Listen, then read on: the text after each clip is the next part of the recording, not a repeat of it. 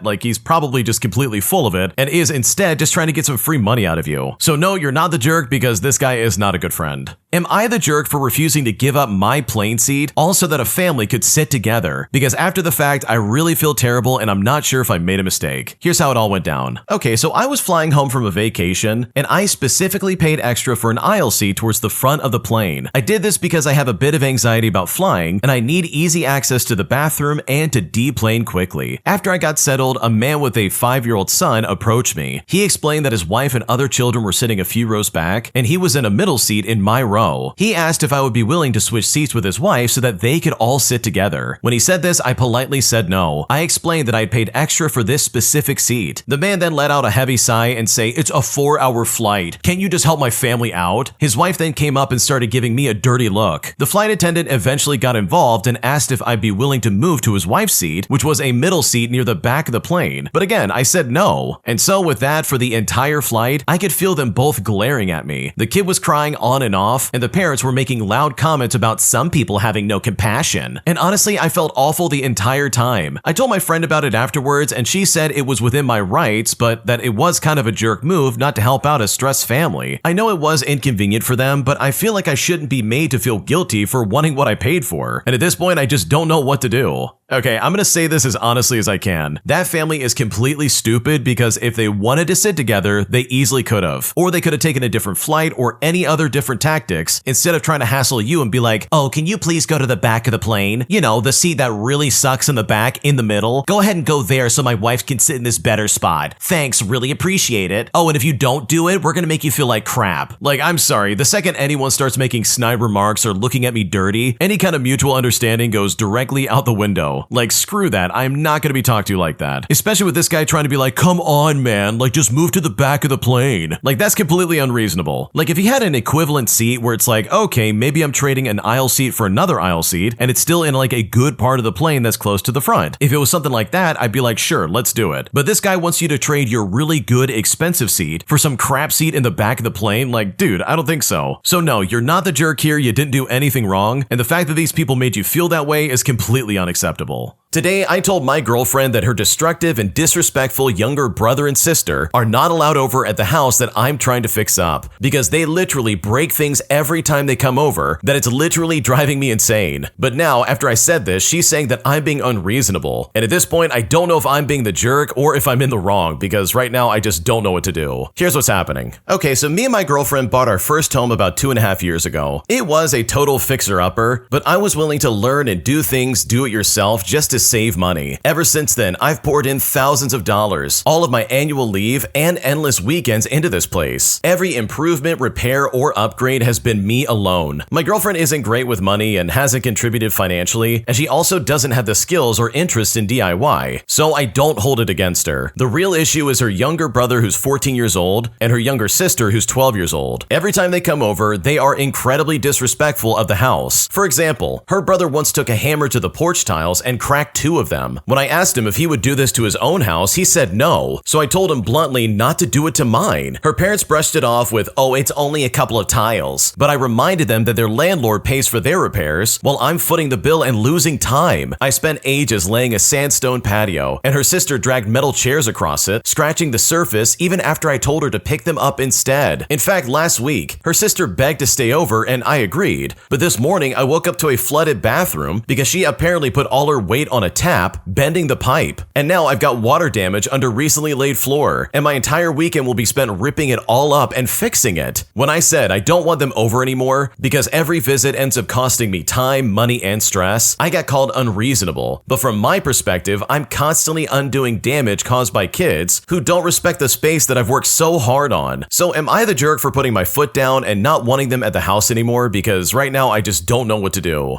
No, you're not being the jerk, and you're definitely not being unreasonable here. Like, dude, come on. Her siblings are destroying the property, man. This is completely unacceptable. This is not some, "Oh, you're being unreasonable. The feelings of my siblings are more important than your time, money, and stress." Like, what's going on right now? I can guarantee you if the shoe was on the other foot and you had siblings coming over destroying everything that she had worked on, she'd probably freak out as well and be like, "No, they can't come over anymore. They keep destroying stuff." So no, you're not being unreasonable. This really is a reasonable request, and the fact that anybody's giving you any kind of drama over this is incredibly weird. An entitled Karen tries to lie and work the system at our restaurant by complaining over and over again that her food was cold every time she got home. But after it was exposed that she lived an hour away, meaning that of course her food's gonna be cold when she gets home, my boss finally puts his foot down and stops this madness right from where it starts, by not only refusing service to this Karen for the rest of her life, but also banning her from our location, simply because she was trying to lie and cheat just to get free food. Here's what happened. Okay, so this story took place when I was working in a very famous chain chicken restaurant while I was in college. It was a very busy Friday night with a lobby full of people waiting to order, a drive-through line that wrapped around the building, and a full dining room. And of course, during the height of our busyness, this is where the Karen enters the story. She ordered a large family-sized bucket of chicken with all of the typical containers of sides such as mashed potatoes and biscuits, etc. Well, she ordered the whole lot to go, she took her bags, got to the car, and then she drove away. And normally that would be the end of the interaction, but sadly this was only the beginning. About an hour later, the restaurant's phone rang, and me, being the shift supervisor, answered the phone. Well, on the other line was this Karen, and she immediately launched into this shrieking tirade about how her food was ice cold and soggy when she got home. Well, I quickly apologized for her inconvenience, and I offered her a coupon for a discount on her next purchase. I foolishly thought that the problem had been solved, but there was so much more to come. Jump ahead to the very next Friday night, and the exact same chain of events occurs with this entitled Karen. She came in, ordered her feast, took her bags, got in her car, and drove away. And an hour later, she called the restaurant for the second busy Friday in a row to keep an employee tied up on the phone with her cussing and ranting. She was screaming once again that her food was cold and soggy, and that she demands compensation, and that she wants to talk to the owner and all this other crap. Well, for the second week in a row, I apologized for the inconvenience, and I offered her a discount on her next visit. And I thought to myself, okay, problem solved again. But this time I informed the store manager about the ongoing drama with this lady. Well, fast forward, and wouldn't you guess it, the very next Friday, for the third week in a row, this entitled Karen returned again. As soon as I saw her walk into the lobby, I got my store manager to come up front and wait on her. She was prattling on about the disappointing service and poor quality before it was even her turn at the register. She ordered her usual haul and got her discount from the previous week. She took her bag and then she drove off. And yeah, you guessed it, the restaurant's phone rung over an hour later, and once again, it's the cold chicken Karen. She wants to talk to the manager, she wants gas money, she wants free food, she wants your firstborn child, and so on and so on. She screeched to me that once again, my food was ice cold when I got home. You idiots don't know how to pack food properly. This literally happens every single time. Now, as I'm trying to apologize to her and calm her down, she screamed in my ear that I'm too stupid and that she wants the real boss. So I passed the phone to the store manager, who lets her foam at the mouth and rant for what seems like an eternity. Once the entitled Karen ran out of breath and my boss could get a word in edgewise, he asked her one simple question. Ma'am, where do you live? The Karen then replied with the name of her town. Like this was somehow not a big deal. My boss then looked simultaneously shocked and ticked off. Then he loudly said, ma'am, that town is over 1 hour's drive from this building. It's an absolute ridiculous expectation to think that your food would be perfectly hot right when you get home. You cannot possibly think that you're going to transport hot food for over an hour in below freezing winter temperatures and it's still going to be hot when you get home. Well, this idiotic Karen was not having it and she demanded more free food, more gas money, and more coupons. I mean, I could hear her howling on the phone right as my boss held the phone away from his ear. But then he went nuclear. He raised his voice right back at her and told her absolutely none of that will be happening. And furthermore, we will not be tolerating any more of this disruption to our business every week. Consider yourself permanently banned from this location. If you come back, we will refuse to serve you. We'll call the police and have you removed from the property. He then slammed the phone down right in her face as she continued to screech on the other end. Luckily for us, she must have found another place to get her Friday night feast because we thankfully never saw her again after that. And honestly, I thank the chicken gods themselves for making that happen. Holy crap, talk about just completely clueless. First off, it's pretty obvious that she was like working the system, and I think you know what I'm talking about. Like she was driving an hour to go to like what I'm assuming is KFC just to get chicken and then be like, oh, it's cold. I'm gonna complain and get a free meal. Let's do this. Like holy crap, you've got to be so crooked and weird to do something like that because you know for a fact that was all on purpose. Like think about it, she was being hostile towards restaurant staff on purpose just so she could get a free meal. Like this is so crooked. And yeah, of course her food's gonna be ice cold. Like lady, what are you thinking? Do you really think it's gonna be warm by the time you get home? And also, there's nothing stopping her from heating it up in like a microwave or something like that. She could easily reheat it when she gets home and be like, okay, the food is still good. But no, she had to work her stupid angle just to get free food. Not because she was actually complaining about it, but because she found a loophole where if she complains hard enough, she'll get free food over and over again. So honestly, I love the way your boss handled this. I love that they stepped up and said, nope, we're not doing that and you're banned from the location. Because this Karen absolutely deserved it, especially with the way she was talking to you. Like that's uncalled for and she deserved to get banned. If you like Am I the Jerk, you're probably going to love Am I the Genius. Check it out, link down below in the description. Also, go to amithejerk.com/submit if you would like to submit your own stories. Today, I quit my in-laws' family business without any kind of notice after they spent the last 3 years basically undervaluing me and overworking me to the point of losing my mind because now I'm worried about the fallout over my choice and I just seriously don't know what to do. Here's what's going on. Okay, so I quit my job a few weeks ago and I didn't give them a notice or heads up or anything like that. I was just done right there on the spot. And as you can probably guess from the title, this is my husband's family's business and we all live on the family property, so yeah, it's kind of messy. When I started dating my husband 3.5 years ago, I was stuck in a dead-end job. His stepmom told me I'd be valued, supported, and given the world if I joined them. So I jumped in with no training and just pure grit. And I learned fast and worked harder than I'd ever had before in my life. For nearly 3 years, I held down entire departments with no help. I did the work of 4 people: payroll, bookkeeping, administration, human resources. You name it, I did it. I was constantly told I was needed and that no one else could do as much as me. And yet I still got no recognition. And instead of appreciation, they just kept throwing more at me. At first, I didn't mind being a low-level employee, but eventually I wanted to grow into management. But that door slammed shut the moment my sister-in-law was hired. I was flat out told positions won't be made just to keep a person. And that really hurt, I've got to be honest. Then came the birth of my son. The same day, they planned a massive grand opening for a new building, and I figured I wasn't vital to the event, so I'd skip it and celebrate my kid. But that choice turned into a huge issue, because I was told to choose wisely, and that really was the beginning of the end for me. Fast forward and my husband takes on a high-level role in the business, and my mother-in-law, who's also my boss, goes on a Vegas trip. Now, no one asked me, but I still ended up running the office, watching the kids, and keeping the farm afloat. And I gotta be honest, it was brutal. When they came back, instead of saying thank you, I was accused of starting drama and trying to take over the company. And I've gotta be honest, that really broke something inside of me. After years of loyalty, after carrying the weight of multiple people's jobs, after sacrificing birthdays and boundaries, I just simply walked out. No notice, no apology. I was simply just done. And now I feel really conflicted. Part of me feels stupid, isolated, and left out. I mean, my husband still works there, so I feel cut off. But part of me feels free for the first time in years. I even have a new job already. So did I overreact by walking out the way that I did? Or was this the only way to protect myself after giving everything and getting nothing back? Because right now I don't know what to do. Okay, personally, I don't think you overreacted at all, but the one person I think you probably should have talked to about this was your husband first and foremost. Like, dude, if he works for the same company you just quit from, the family company that everybody's knee deep in, and you live on the family property,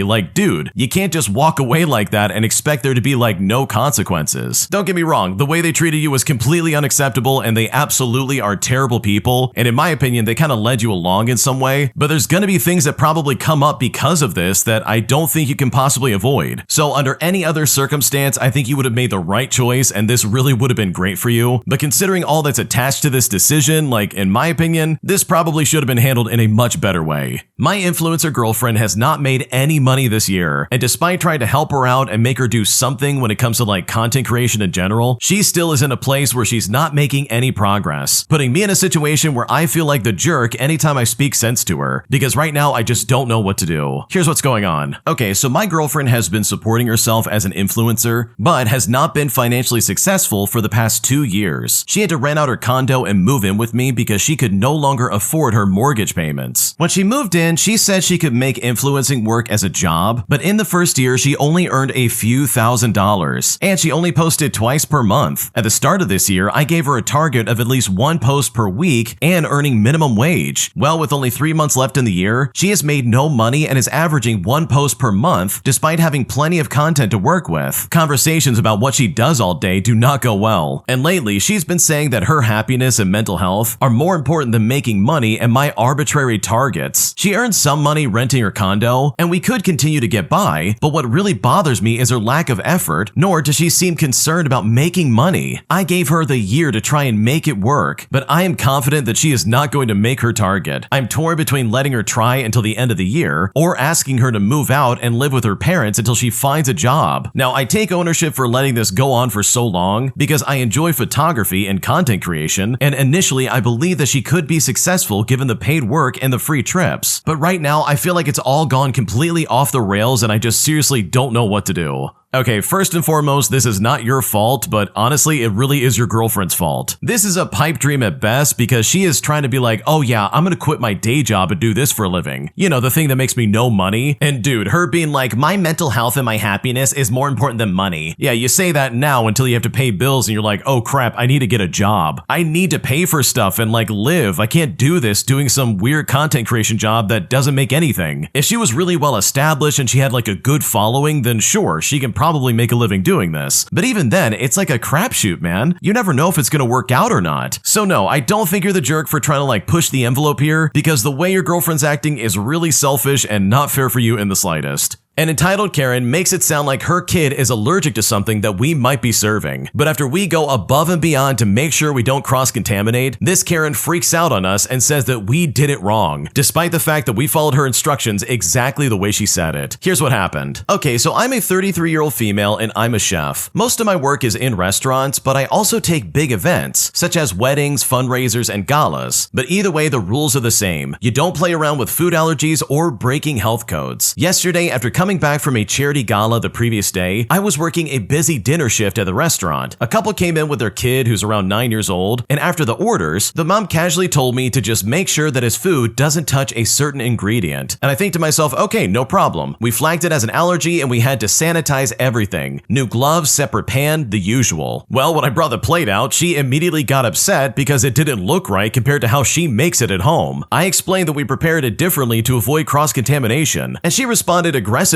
by saying, well, you should have just made it the normal way. If he reacts, we'll deal with it. We don't baby him at home. Now, at this point, I was perplexed because she gave me an explicit comment when she came in, although in a casual manner, but we don't take such things casually. So I told her I wasn't going to risk her kid's health or my job. When I said this, she looked at me like I wasn't supposed to exchange words with her, and then started raising her voice, calling me lazy and heartless. Her husband even added that I was on a power trip. Meanwhile, their kid looked embarrassed and just kept his head down. She then, of course, demanded a manager, but thankfully my manager backed me up and told them if they wanted unsafe food, they could do it themselves at home. They then left angrily, and I finished another night with her heartless comments stuck in my head. I've had plenty of people yell at me in the kitchens, but being accused of not caring about a child because I follow the rules is crazy. That one really stung, especially right after coming back from a very stressful gala. Okay, if someone's gonna be like, okay, don't have this ingredient in the food, that's really important for my child. The second someone says that, I'm not a chef, chef, but I'm probably going to be like, okay, we're never having that ingredient anywhere near his food. Because the way this lady was framing it made it sound like, oh yeah, this is a food allergy and not something optional that's based on taste. Like, come on, dude, that's so weird. And the fact that they're trying to be like, you're on a power trip. It's like, no, lady, you're the one on the power trip. You and your husband literally sat there and tried to pretend like, oh yeah, he's allergic to this. Only to then turn around and be like, what are you doing? Why'd you do it the way we wanted you to? So yeah, Karens like this just cannot be satisfied, and I just don't blame you for feeling frustrated, because this probably would have driven me insane as well. An entitled jerk is late for his flight and decides to then blame literally everybody around him except for himself, causing one of the weirdest situations I've ever been caught up in my entire life. Here's what happened. Okay, so I was at the Nashville airport earlier yesterday morning and I walked over to my gate. Now this particular gate is pretty much by itself, a little separated from the rest of the noise, and they had just closed the door to the 6 a.m. departure to New York LaGuardia. A guy with a super cute dog on a leash comes running up to get on the LaGuardia flight, and the gate agent says, I'm sorry, but we closed the door like 3 minutes ago. And this is where things really start to pop off. The guy then demands they open the door back up, but the gate agent says, I'm really sorry, but I can't do that. This guy then shouts back and says, but it's a 6 a.m. flight. And the agent says, well, yes, and all of our documentation says the gate closes 15 minutes before departure. The guy then starts arguing that that's not what it says, that this is unfair and that you simply don't understand. He shows him his boarding pass and all this other crap. Meanwhile, I saw the time on the board at the gate, and it was indeed 5:48 in the morning with a 6 a.m. departure time. Now, the gate agent is Latino, and this is only important because the next thing this guy says is really ridiculous. He looks at the gate agent and says, okay, since English isn't your first language, let me try and simplify this. But the second he starts up, the agent cuts him off instantly. And right then and there, I cringed so hard. Like, this entitled guy really went there. The agent then tells them that the door is absolutely not opening, but he will now have to get someone else to help him out because he's not going to do it. The entitled guy then starts getting belligerent, but the gate agent is perfectly ignoring him. And we're talking like not even pretending that he's there. Now, because of the isolation of this gate, it's not noisy like an airport, and I can hear every word that they're saying. And trust me when I say this, every single word out of this entitled guy's mouth is getting worse and worse. The agent has a colleague there who's paying attention and then comes over to try and work with the entitled guy, but he's just not having it. He wants that door open right now, but she tells him no, it's not opening. The first agent walks away and he's listening to this entitled guy go off and mentions to him that they now know who he is and where he's trying to go. The entitled guy then starts yelling about being threatened, and I'm still sitting there on the other side of the room listening and just cringing. The second agent then goes back over to the actual gate to do something on the computer, and I walk up to her and I hand her my business card. I tell her that just in case this jerk tries to get her colleague in trouble, give her colleague my card and I'll answer any questions that might come up if there's an investigation. And she really appreciated this. While she was on her computer, she pulled up the entitled guy's record, and it turns out that the adorable little dog was not registered with the airline as a service animal, despite what the belligerent guy was claiming. She then proceeds to tell the belligerent guy that he will not be allowed to board any flight with the dog until he registers the dog as a service animal. And by the way, to register the dog as a service animal, he's going to need to go back out through security and back to the front counter where a proper supervisor can make that happen. And yeah, as you can probably guess, the entitled guy is not happy about this. This guy states that no, he's not going out front and that the supervisor needs to come to him. She tells him that's not going to happen, but then they go back and forth over and over again about 8 more times. Eventually, she also walks away and leaves him standing there by himself. So both agents walked off, and I caught up with them to tell them to not hesitate to call me. He then told me that while there were 4 flights a day to LaGuardia, they were all fully sold out yesterday, so this guy is completely stuck. While also mentioning that they could have taken care of the dog thing, but didn't for obvious reasons, and that the entitled guy said that he got the dog from New York to Nashville in his backpack. So this entitled jerk stood at the front of the counter for a solid 90 minutes. Our flight boarded at 7:15, and he was still there, and he was fussing at the first agent every chance that he got. But thankfully, the agent pretty much ignored him because this entire situation was just so weird. Okay, I've got to be honest with you. Going to an airport is like literally the worst thing on planet Earth because you get everybody from society. You get the good, you get the bad, but holy crap, it seems like the bad is almost highlighted exclusively. Seriously, who's gonna show up late and be like, wow, I can't believe you guys did this. Just open up the gate and let me in right now. But in reality, like, if you showed up on time, this wouldn't be a problem. So yeah, I hate this entire situation, and I know for a fact I would have hated to be there to watch this happen because getting involved would have been a nightmare, but also standing by feels like a sin because this guy was completely out of line with everything that he kept on saying. My married friend literally just confessed their love for me, despite the fact that they're married and they have kids, as they said they want to start a life with me because they're miserable in their marriage. And at this point, I just don't know what to do. Here's what's going on. Okay, I want to start off by saying that we've known each other since we were young kids, and we were in the same tight group of outcast friends growing up. And she's basically the only living link I have to my childhood and high school days. Two of our other friends are dead, and the other one hasn't contacted us in years after a long battle with all kinds of substances. My friend and I hooked up a couple of times when I was in the military, but have otherwise never been romantically involved. She never showed any interest in seriously dating me, and I don't think either of us were seriously dating anyone at that point in our lives. Well, I got married to someone else in another state, and I never moved back to our home state a decade ago. And at this point, I've been divorced for officially a little over a year. She stayed in our hometown and got married shortly afterwards, and had some kids, but I have never actually met her husband or her kids. Me and my friend's relationship for the past decade has consisted of text messaging once or twice a year, either on the anniversary of our childhood friend's car accident, or when she drives past one of the places that we all used to hang out. She'll text me a picture and we'll reminisce about silly stuff like stealing beer from Kroger's and drinking it while throwing the empties at passing boxcars, and just stuff like that. I always have really enjoyed those conversations because my childhood was mostly before Facebook. I mean, I have no other way to keep those memories alive, except for like maybe a handful of Polaroids. And I really had a lot of fun, silly times during that period of my life. Well, the other day when I came home, there was a letter stuffed in my front door. And this was a 4-page love letter from my friend, basically saying that she loved me ever since high school, and she's unhappy in her marriage and wants a life with me. In fact, she drove 4 hours each way just to put it in my door. Now, I gotta be honest, I'm really enjoying being single in my 30s. I was in a bad marriage for a long time, and I finally rebuilt my life, and it is pretty awesome. My friend is beautiful and smart, but I have no interest in seriously dating anyone, let alone breaking up a marriage with kids to do it. So I need to know, how do you kindly reject someone that you've known for this long? She really poured out her heart in this letter, and I owe her a response. So is it unethical to continue this friendship, or to even offer to do that? I don't want to lead her on, but I really do love having someone to talk about my childhood with. What should I do? Okay, this is one big giant red flag because holy crap. Like seriously, this puts you in a really crappy position. So I know if I was in your shoes, I would put them down gently and try to be as nice as possible. Because obviously there's a history here. I would tell them, hey, I think you're great and we have a really good friendship, but you're married and you have kids. I would never want to break that up. Like I would just express everything you just said because I absolutely agree with that. I would never want to be the reason that a family gets broken up, especially just because someone's having like a rough time and instead of fixing it, they're going to you and being like, oh, please, let's have a life together. It's like, no, you should fix your marriage first and not try to have like a new one. So yeah, that's what I would do because this situation sounds incredibly sketchy and I think you definitely have got to be careful. An entitled Karen absolutely tries to get me fired from my job as she quite literally complains about everything that goes on in our store. But eventually karma comes back to bite her in the rear end as she herself gets fired for messing up in a way that absolutely was unacceptable, giving me the chance to finally get the last laugh. Here's how it went down. Okay, so earlier this year, we hired a new employee. She's around the younger side of the boomer generation, and for reference, we work at a tobacco shop. The problems all started with her complaining about how she was never told that she had to download an app on her phone, and try to throw a big fit about how strange it was that we needed an app. But here's the thing, I've had 3 different jobs that use an app login, or just have to have one in the first place. She then started to say that I wasn't doing any work, and you know what? At first, the job was believing her. Well, that is until I started going crazy on what lack of work she was referring to, and was taking pictures and timestamps of everything I was doing. I would even ask if she needed help, and she would just give me an unhelpful, well, I need help with everything. I mean, look around you. To which I would look around and see literally nothing looking out of place or dirty, which is funny because every other day she says that she has the flu, but still comes to work and just doesn't do anything because she's sick. She was flipping out every single week because of small stuff. One box wasn't perfectly straightened, or like the space wasn't exactly 8 centimeters from the other box. There was a speck of dust in the corner and she would lose her mind. If there was a single fingerprint on one of the many glass surfaces, she would also freak out. One time she blew up on me in front of everyone in the group chat because I didn't take out the trash last night, but the assistant manager told me not to that single day. Well, last week I come in and we're doing a shift change, and after I count my drawer and put it in, a customer walks in. This is a dad and the teenage son, and the dad says, oh, I forgot what vape my wife likes, but my son knows what it is. Now, I've got to say, this is just a really weird situation, and any of my previous jobs would decline the sale to err on the side of of caution. And you know what? I do exactly that. I refused the sale because the teenager didn't have an ID, and he admitted as much. As I was talking to the customers to probably solve the problem, my boomer coworker just takes my cash drawer out, puts hers in, and then angrily huffs that she will do it, and then kicked me out of the transaction. In fact, I heard the teenager say things like, "Oh, I want this," or they're talking about the things they do and don't like, basically implying that yeah, he's buying it for himself and not for his mom. Well, after these two left, this lady started screaming at me on how I'm an idiot, how I'm so rude and so paranoid, and that there's no laws whatsoever against selling vapes to minors. I was more upset at how she was screaming at me and following me around the store, as well as how she took over my transaction. So you know what? I called my boss and I explained the whole situation, and they were really concerned with her behavior, especially how she kept going past this situation and said I apparently have a new problem every week, which is of course rich coming from her because she finds something wrong with me every single week. She also intentionally misgenders me just to try and get a rise out of me because she's bored and wants an argument or something like that. Well, they eventually talked to her, and guess what? She told a completely different story. She said the man was an elderly disabled man who can't walk and needed his teenage son there to help out, and apparently I screamed at them for no reason. But he was a perfectly healthy man who was walking perfectly fine and seemed about my age, if not a bit older, so basically in their late 30s. But then she changed it again and said I was screaming at them the moment they walked in. Well, I can thankfully say that she was eventually fired, which in my opinion should have happened way sooner than later. Holy crap, this sounds like a nightmare. I would hate working with someone like that. I can't stand people who come into the job and they're like, "Oh my god, this place sucks. Everything around here is awful and it's your fault." Because what they're really saying is, "Oh, I hate my job, this sucks, and guess what? You're gonna get the blunt end of my complaints no matter what." And that's not fair. This lady is like just trying to pick on you for no reason. And it's the fact that she was trying to come after your job and be like, "Oh yeah, this is your fault. Everything's out of order because of you and not me." When you're just the one trying to train her properly, like, dude, get a grip. So yeah, this lady sucks, and I'm honestly really glad she got fired because she definitely deserved it. If you like Am I the Jerk, you're probably going to love Am I the Genius. Check it out, link down below in the description. Also, go to amithejerk.com/submit if you would like to submit your own stories. Our slumlord that we were renting from tried to double our rent overnight, so we decided to get some petty revenge by leaving without giving him any notice. Here's how we did it. Okay, to start things out, we were renting an office in an old, decrepit building for many years from basically a slumlord. We were going month to month since the lease had expired years ago, and the landlord was too lazy to make a new lease. There were noisy, smelly neighbors, and the building was basically falling apart, and definitely breaking all kinds of building codes, I'm sure. But even then, we still put up with it because the rent was pretty low, and we weren't losing clients over it. Well, eventually, we get a text from our slumlord that he's doubling the rent, and we have to sign the lease before January 1st, which at the time was only like 24 days away. But he said if we're going to leave, instead of signing the lease, we need to give him 30 days notice. But it's like he didn't give us 30 days notice. Well, we decided then and there that we were leaving, but also that we were going to give him 0 notice. We very quickly found a lovely, well-kept office just around the corner, and we moved all of our stuff over there. We even took some of the decorative items that the previous tenant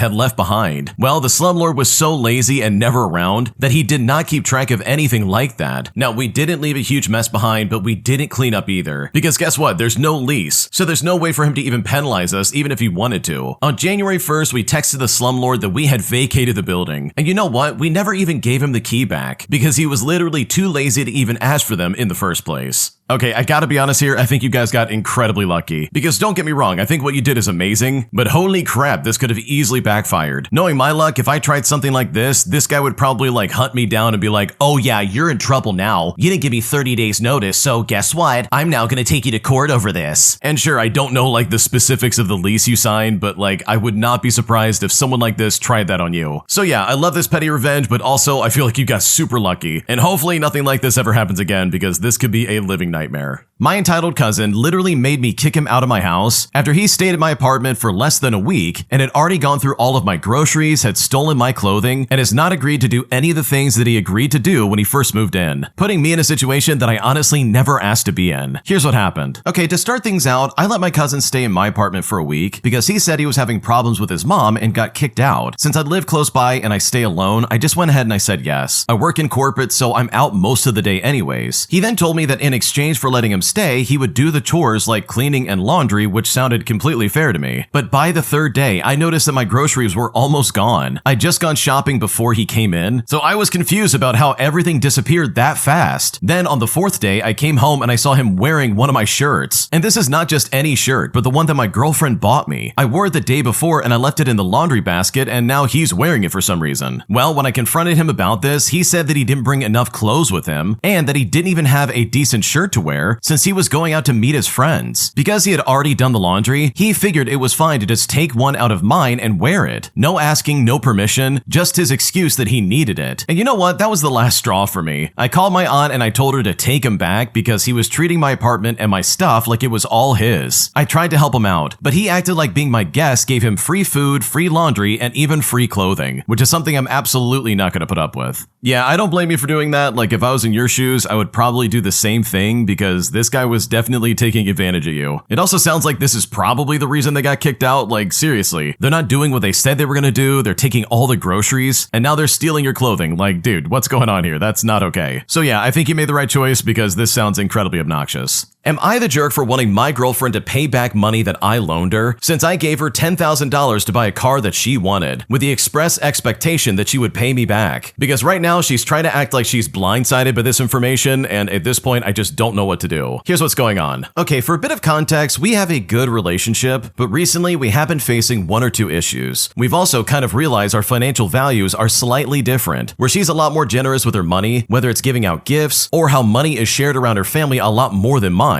However, overall, she finds it hard to save. But I'm like the complete opposite, and I'm more on the frugal side, which is very similar to my family, and I have been able to save a decent enough amount of money to try and buy my first house. Income-wise, we are also on somewhat different figures, and I earn roughly about 2 times as much as she does. Now, as for the issue with the loan, I have loaned her approximately $10,000 a little over a year ago to help her buy a car in which she really wanted. She had also somewhat fallen on hard times and couldn't have afforded the car without my loan. Well, fast forward to the present day, and she's been in a good job for about 8 months now. However, to me, it seems like she just doesn't have any intention of paying back the loan. When I initially loaned the money to her, I was very clear that it was a loan, and I would want the amount paid back at a later date, in which she enthusiastically agreed. And you know what? After 3 years of dating and planning a future together, I had the utmost trust in her. Well, after bringing the subject up recently, she's been saying that she's been blindsided. She thinks that since we're planning a future together and our money will be pooled eventually, she shouldn't have to pay it back. And this has really led me to question the different financial values that we have. I'm trying to figure out if I'm the jerk by still asking her to pay back the original amount that I literally loaned her over a year ago, because right now I just don't know what to do. Okay, in my opinion, first and foremost, you probably should have gotten this in writing in some way, because this is so uncalled for. Like, $10,000 is not a small amount. If you're gonna give that kind of money out, then holy crap, get it in writing that someone's gonna pay it back. Because otherwise, you're gonna be stuck with situations like this, where she's trying to pretend like she's blindsided and didn't know that, yeah, this is something she needs to give you back in the future. You know, the whole point of a loan. Like, what's going on right now? It's also alarming that she's trying to dilute this down to a thing where it's like, okay, well, we're gonna be married soon and have a life together, and our money's gonna be put together in a pool, so what's the point of paying you back? But it's like, dude, what are we talking about? This is so weird. This relationship could fall apart tomorrow. At the end of the day, this is still the money of the original poster that you have to pay back. So no, you're not the jerk here. I think you're asking something that is completely reasonable, and the fact that she's not willing to pay it back, in my opinion, is a big red flag. An entitled customer decided to get nasty with me over the phone after I was genuinely just trying to help them out. But since I had another job lined up and this was my last day on the job, I decided to do something that I've never done before in my entire career, where I decided to hang up on them and drop the line, putting them back in line with other customers waiting on the phone, where this jerk would be waiting on the phone for over 4 hours just to get to talk to another agent. And if I'm being completely honest, this was incredibly satisfying to do. Here's what happened. Okay, for a bit of context, my first job was at a large international operations call center. I did not love this job, but I genuinely tried my best to be helpful and do it well. And this was a technical support account. It's also important to note that we were severely understaffed, and it was always back to back dealing with some kind of angry person. But to be fair, the service and policies were kind of crappy. This company acquired other small companies in the same line of business, so the transition was not that smooth either. On a normal day, the waiting time to speak with a representative was maybe about 3 hours. So again, I understand why people people were upset, but it was not our fault, namely the agents who were just taking the calls. Anyways, I was not passionate about this position, but I couldn't afford to quit. So I started applying to other positions, hoping that I'd find a way out. Fast forward and I land a position with similar responsibilities where the actual load was much more manageable, plus there's much better compensation and the opportunity for growth overall. The email offer comes in the middle of my shift and I accept it immediately. Now I need to start this new job as soon as possible, so I quit on the spot, but I still commit to at least finish out the day. As mentioned before, I was used to talking with angry people, but I didn't take it personally, so I just did my best to help and de-escalate the situation. So this call comes in and it's the classic one of them saying, "I changed my Wi-Fi password and all my devices disconnected. I want a technician to come and fix it right now." And it's like, okay, but before we send someone out, we were required to offer to help guide the customer on how to do it themselves. If they still insisted, we could dispatch someone if they really needed it, but we still needed to inform the customer that it would cost them some money. So I tell him just that, and he agrees to try and connect things himself with my help. Now at this point, I had already worked there for almost 2 years, so I really did know my way around things. And with that, I could really tell that this dude was just actually not trying and he was just being really difficult. But I think to myself, okay, maybe he had a hard day or something like that. Maybe he's frustrated he had to wait so long and the service is crap. Whatever, it's my last day, so I'll do my best. It's also important to say that I've never hung up on a customer before on purpose, solely because I believe in treating others the way you would like to be treated. Well, this individual starts being rude to me, and normally we'd be required to give people 3 warnings and be allowed to hang up if there's no attitude change. But at this point, I was fed up. I looked at the queue of people in line, and it said that the waiting time was like 4 hours. So, surprise, surprise, and you can probably tell where this goes based on the title alone, I decided right then and there I'm hanging up. I mean, I had already quit. What else can I possibly lose? And I've got to say, it was oddly satisfying to me because I literally told him, "I'm sorry, I don't get paid enough for this." And then I dropped the line. And you know what? I think about that sometimes and I laugh because that was pretty much the first and last time I ever got to do something like that. Oh my gosh, this guy's literally living my dream, especially when I worked in customer service. Like, dude, come on. Some customers or clients or whatever you want to call them, they literally suck and this is like the way you want to treat them, especially if they're being irrational. And I totally understand where the original poster's coming from. The wait times are long, you're sitting there for 3 hours trying to get someone to help you with your Wi-Fi. I totally get it and I completely understand. But the second you come at me as if I'm just sitting here doing nothing all day, like, dude, I'm sorry, but that is not okay in my book and that is completely unacceptable. So good for you for hanging up because honestly, that had to have been incredibly satisfying because that is something that not a lot of people get to do in their careers. My entitled mom thinks that she can be toxic all day without us being bothered by it. And after dealing with this for years, I'm honestly at my breaking point and I really just don't know what to do. Here's the situation that I'm currently in. I'm a 26-year-old female and I've been really struggling with my mom's behavior for the past couple of years, and it simply has only gotten worse. Lately, my mom has been very emotionally aggressive. She has her own version of reality, which is completely distorted, and she never takes responsibility for her words, like it's just never her fault. For some background, we have a small family business run by my father and now my brother. My mother helped build the company, but she never really worked full-time there. Instead, she would often go out shopping or meet friends during work hours. My dad never had an issue with this, especially now that my brother has taken over. She also never learned how to use a computer, so she has no clue what to do when a client makes a purchase. The only thing she's really good at is consulting clients, and that's about it. And this is where a lot of the negatives come in. She hasn't really had a goal in life lately. When we were kids, she was busy with us and our education, but after we moved out, she's had nothing meaningful to do during the day. She fixates on small problems and blows them out of proportion, turning them into a huge ordeal. She's extremely direct, so much so that she can't maintain friendships because she lacks diplomacy. She confuses being blunt with being honest. She's always been negative, but now it's out of control. She's constantly annoyed with my father and makes sure everybody knows about it. In her eyes, all of her life problems are his fault, despite having a very privileged life too, by the way. She takes constant trips that are sometimes expensive and far away, but even still, she remains ungrateful. And honestly, I think my dad takes her on these trips just to keep her from bothering him. Her daily routine is exhausting to witness. She wakes up at 4 in the morning, spends hours on social media, then goes to the office just to drink coffee. By mid-morning, she naps for a few hours, claiming exhaustion from working so hard, or citing non-existent health issues. She wakes up moody, she complains, she bosses people around, and then she lashes out at my father and brother over trivial things. By the time the evening rolls around, she's back home, she does no housework, She spends more time on social media and then goes to bed early, only to then repeat the cycle the next day. Well, my dad is frustrated by my mom's lack of discipline. She doesn't even do much housework, and anytime he suggests hiring external help, like a cleaning service, she simply refuses, claiming that she doesn't trust them. Most of my parents' arguments stem from housework, and eventually my dad loses his patience and starts yelling because he simply just can't take it anymore. But then she turns it around, telling everyone that he's extremely aggressive and controlling. As a child, she would speak badly about my father, which made me feel a mix of fear and reluctant respect for him. And later on, I realized that he wasn't as bad as she made him out to be. He's just a workaholic, while she simply just doesn't want to work in the first place. And now she claims that we've all teamed up with my dad against her just because he has the money. She also insists that other men take care of their wives financially and that my dad is the only one who doesn't. But in reality, she receives around $1,000 a month, which she spends on shopping, and yet somehow it's still not enough for her. I'm honestly shocked at how someone can be so ungrateful for the life that she has. Whenever we try to confront her about her behavior, we remain calm and attempt to give her advice. But the moment we do, she just starts yelling and screaming, saying that we're all against her and that we don't actually love her and that we actually hate her. She'll then burst into tears, and at that point, it's impossible to continue any kind of conversation. We've been trying to convince her to see a therapist because her behavior is making everyday life extremely difficult. She creates drama over the smallest things and treats everyone with cynicism. I don't want to be around her, but at the same time, I can't just cut her off. I mean, she is my mother. The problem is that we can't even have a normal conversation with her. If we try, she just insists that she's different, but in her mind, that means that she's quirky. I've never heard her take responsibility for her words, even when she was extremely rude to me, my brother, or even clients. She always has some kind of excuse or justification. When confronted with advice or rational solutions, she either ignores the words completely or just responds with something dismissive like, "Oh, you can shut your mouth," or even throwing out insults. As a side note, my father isn't perfect and he does have his flaws, but compared to her, they're minor. Honestly, I'm worried that she's going to wear him down completely. And with the constant stress she puts him under, I feel like he might end up having a stroke. What should I do?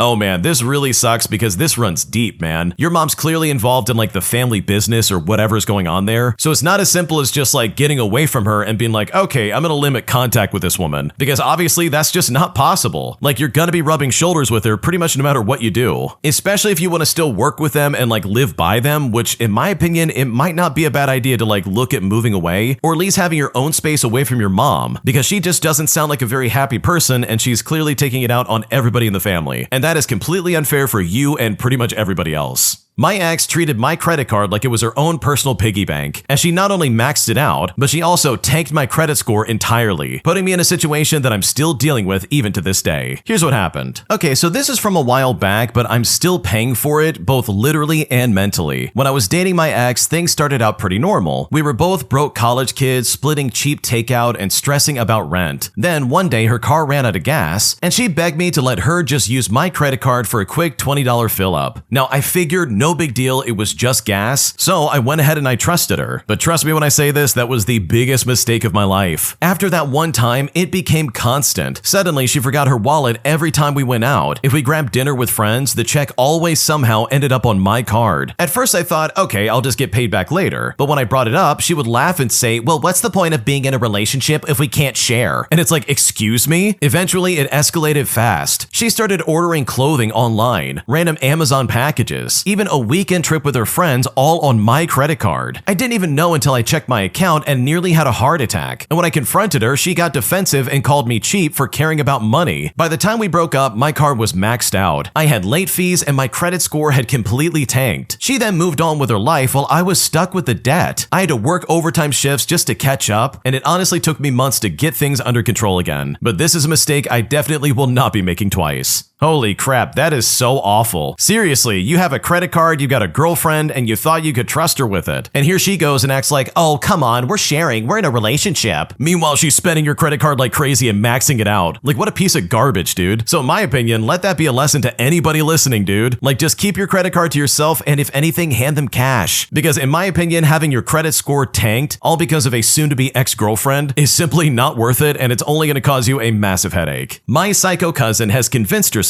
that my husband is in love with her and that they are actually dating. wedding. She's even gone as far as to make Photoshop pictures of them together and even shown up at his workplace to give him lunch and then announced to his coworkers that they are dating. And I'm now at a point where I seriously just don't know what to do. Here's what's going on. So my husband and I got married a little over 2 months ago, and this has been going on ever since then. And for the sake of the story, I'll call my husband James, even though that's not his real name. Now, we had a pretty small wedding. I have a huge family, but I invited less than half of them for personal reasons. Now, one of my cousins, who I will call Mira, I was unsure about inviting, but she was going through a hard time and I thought inviting her would help her get out of her depressive funk. She is recently divorced after her husband of 2 years cheated on her and kicked her out of his home. At the wedding, everything was pretty normal and nothing crazy happened. A relevant detail here is that during the wedding reception itself, my husband and I did a little segment where we dedicated songs to each other, and they were played with an announcement stating that I had dedicated one to him and that he dedicated one to me. The song he dedicated to me was Adore You by Harry Styles. We are both Harry Styles fans, and that is my husband's favorite song. Now, because the lyric that says brown skin and lemon over ice, Mira seems to think that he has secretly dedicated it to her and not me. Her reasoning is that she has darker skin than I do, which is true, but it was not meant for her. But also, this is an insane thought process to have. Ever since then, she's been telling people that her and my husband are seeing each other behind my back, and she's bragging about dating him, which she is not doing. My husband had only met Mira once before the wedding, and once at Thanksgiving 4 years ago, and they didn't even speak to each other apart from saying hi. She's also been posting poorly photoshopped pictures of herself and my husband, and actually took photos from the wedding and cropped me out of them and plastered them on social media, bragging about being with my husband. Now, we have both asked her to please stop, but here's the thing, she's blocked me and just completely ignored him, and now my family is split. The ones who weren't invited are saying I deserve this, and that this is my karma for not inviting them to my wedding, and my cousins all think that Mira is crazy, and my aunts and uncles who were invited say that I should just ignore her since I know she's lying. But this is driving me and my husband insane, and yesterday, on Friday, she showed up at my husband's job to bring him lunch and told everyone that she was his girlfriend, which led to confusion since most of his coworkers know me and 3 of them were at the wedding itself. I literally don't even know what to do at this point because this is so stupid and insane and I'm just completely dumbfounded. What should I do?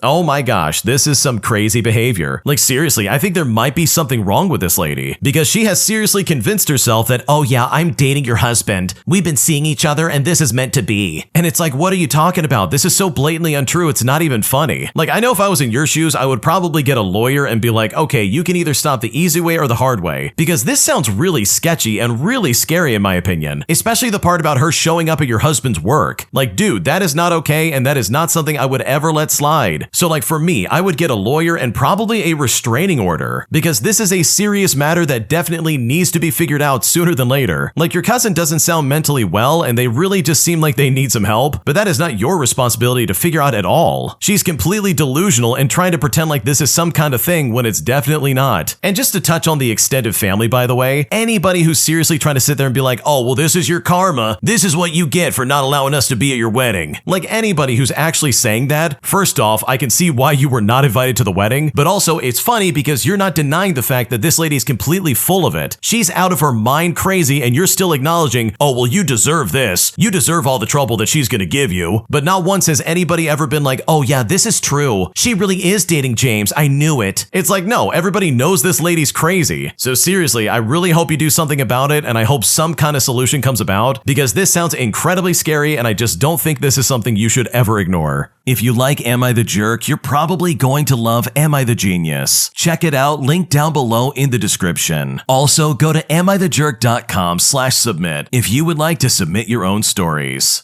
An entitled Karen views my apartment that I'm moving out of and literally complains the entire time, as she says all these horrible things about my living space, despite the fact that what she's going to be moving into is quite literally a dream, marking this as one of the most annoying situations I was ever forced in my entire life. Here's what happened. Okay, to start things out, I recently moved out of a rented flat and into a townhouse. It belongs to a social public housing association, and it's mandatory for the current or former tenant to show the apartment on a specific date and time. The housing association department in this area consists of both apartment complexes and townhouses. And yes, this will be relevant later on. Needless to say, the townhouses are much more desired than the flats, but they are harder to get into. That being said, it definitely was a nice and cozy flat with a park view, which makes this woman's behavior even more outrageous and entitled. This woman was the only one who showed up for the viewing, which is not entirely unexpected, but unfortunately for me, that meant that she was free to demand my entire attention for the better part of an hour. I still had more than a month to go before moving at the time, so it was a fully furnished, clean, and cozy place, because I am not having no people around in a dirty flat, just to try and set some expectations. Well, right away she starts wrinkling her nose and saying stuff along the lines of, I mean, this is not exactly a nice place, am I right? As if she was expecting me to nod my head furiously in agreement, cause it's like I'm the only one that lives here and she's aware of this. She kept complaining about having been cheated out of a townhouse because she used to live in one of those. And I don't know exactly how she was supposed to have been cheated because I wasn't really listening, since I really just don't care in the least. But she brought it up 4 times, like, lady, why are you telling me this? I'm just here to show you the place. I don't even care if you take it or not, because I've got no stakes in whatever happens with it after I move out. She complained multiple times that she absolutely had no choice but to accept this flat, because apparently they cheated her, and if she wouldn't take it, she would have to be on the streets. Yet she kept snapping pictures and doing these stupid 360-degree videos of every single room, like I had to constantly hide from her camera angle. But I'm thinking to myself, if you already know you're taking the flat, then why are you doing this? And even still, she would not let up about how this was so below her standards. Like, never have I ever had my house insulted to this degree. Oh my god, look how small the bathroom is. Oh, the view. Which, by the way, the view is the opposite side of the park, which is a big road. Oh my god, the room has an unconventional shape. How am I ever gonna furnish this? This is a nice big area in a big city. It's got an excellent location. There's easy access to shops, public transportation, and everything. Also, with just 10 minutes on a bus, and guess what? You're downtown. Plus, the flats are in great condition as well. You even get a large balcony to go with that park view. Like, how spoiled can you possibly be? The moment she sees my bathroom, her eyes lock onto some obviously rusted color. Well, you guessed it, rust stains near the joints of the white piping on the ceiling. She is clearly having a confidentially incorrect moment because she points at it sharply and goes, "That's mold." But I tell her, no, that's just rust. And she only sniffs quietly in disdain. I know it sounds like I'm making this crap up dramatically, but I swear to God, she actually did this. Surprisingly, she didn't try to argue or disagree because I guess she just wasn't that confident after all. Fortunately, the showing was scheduled for only 1 hour, so she had to leave. But it felt like much longer with all the moaning, complaining, and rudeness. Not to mention her saying, oh, I was cheated out of a townhouse, and her taking pictures just about every inch of my place. And I'm not gonna lie, I feel a bit weird about some random woman having an abundance of pictures and videos of my old flat on their phone. And while I didn't care in the least about what some stranger thought of my place, the lack of manners for me was just completely baffling.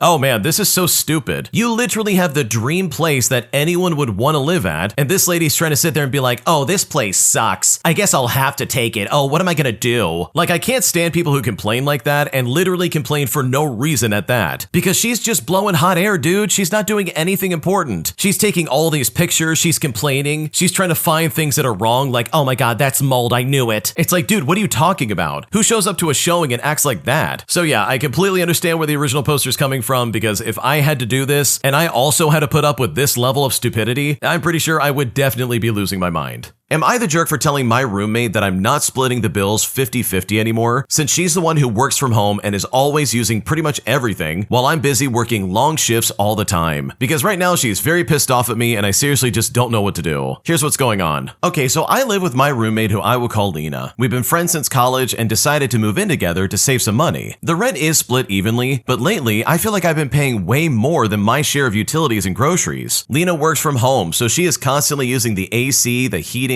the lights, the internet, etc. And on the other hand, I'm barely home because I work really long shifts. Same with groceries. I buy stuff for the apartment, but she eats way more than I do. Last month, our electricity bill was almost double what it usually is. I then asked if we could adjust how we split things since she's the one who's home all day, but when I said this, she got really defensive. She said, well, that's just part of living together, saying that I'm being petty for nickel and diming her. I told her I can't afford to subsidize her lifestyle, and if she won't compromise, I'll just get my own place when the lease is up. And ever since I said that, she's been very cold to me. And one of our mutual friends said that I was being unfair because Lena doesn't make as much money as I do. So am I the jerk for not wanting to split the bills evenly when she uses way more than I do? Because right now I seriously am not sure what to do. Okay, in my opinion, I don't think you're being unfair here because from the sounds of it, you're barely home. And also, a lot of people in the comment section of this post pretty much said the same thing that I did, and that is that the grocery situation can easily be fixed. Like, just buy your own stuff, buy stuff specifically for you, and literally split that up between the two of you, and then that will pretty much cover everything. But when it comes to everything else with like the utilities, in my opinion, this is probably not going to get better. Like, it really does sound like Lena doesn't want to do anything different, and she just wants you paying 50% of it, despite the fact that she's probably using like 70% of everything. But regardless, no, you are definitely not the jerk. You're asking for something reasonable since she is the one who's here all day and you're not. And the fact that she's acting like this, in my opinion, is super toxic. My coworkers are constantly conspiring against me as they are some of the greediest people I've ever met in my life, as they've consistently caused me to lose hours and days of work, all because they say they're doing a better job than me. And right now, I don't know what to do. Here's what's going on. Okay, so I can never really get into the hotel or restaurant cliques, but this place is one of the worst places I've ever worked at. I'm stuck here in a way and I haven't found anything else that pays more, which is right where all of this really begins. Now, I just worked setting up the complimentary breakfast buffet for the guests. I've been there for like 2 years and honestly, I was getting gratuity and it was good money. And I mean, let's be honest, definitely overpaying for something like a buffet. Last year, someone quit and they hired this older lady, and wouldn't you guess it, they didn't want me to train her, and they tried to make my work life a nightmare by always arguing because she wanted things done her way. But here's the thing, she's really good at work politics and got the management on her side. And she mainly did this so that she could have more hours than me, and guess what? She succeeded. Well, later on, another coworker quit, and they hired another person, and we got a new management company entirely. But it went even more downhill. I only make half of what I used to make with more drama. The new coworker has also been similar to her, trying to act like a boss and backstabbing me. In fact, him and the other coworker tag teamed together and told management they do way more than I do. And of course, right to my face, that coworker acts nice. My hours decrease, but I just simply stopped caring because I'm in school. But he didn't stop complaining. For example, I told management that I will have to leave for class earlier twice a week. Management was okay with that, but my coworker complained. He basically said, "Oh, I don't think it's fair to get the same amount of gratuity if she leaves early." And mind you, he literally comes in late all of the time. So I lost another day of work. He's also been telling management that it has been slow and they should schedule solo shifts. Well, they didn't yet, and the new schedule was posted and he was pissed off. He then said, "I live too far and it's not fair to come all the way here for $40 of gratuity." And by the way, if you can't guess already, they are both just so greedy. Like, they will grab the tip jar and split more their way. Management doesn't seem to care. There is zero communication in our section because they just don't make any money. And I seriously feel like I'm stuck between a rock and a hard place because right now I don't know what to do.